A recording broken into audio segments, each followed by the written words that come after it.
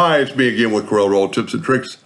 This is part 4. I wasn't going to do part 4. If you see this one's all black, because even though this one's combined, look at the fragmentation of colors. It's going to engrave fine. But just to make it maybe a little bit better is take a rectangle, and we could do the same thing with the boundary tool, but we're going to fill this in with blue.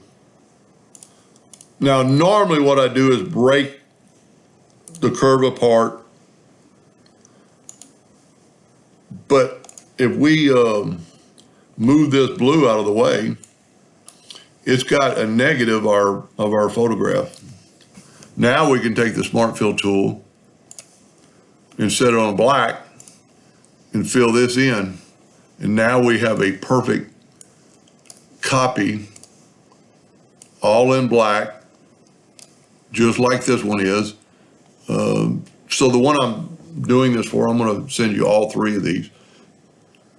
What it does, I mean, it just takes away those broken lines, just in case something.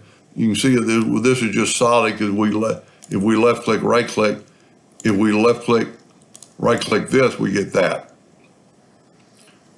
And also, I guess one of the reasons I maybe wanted to make this video, you could engrave just this, make it 1 point, 2 point, 3 point, depending on how, big you're going to make this antler's head.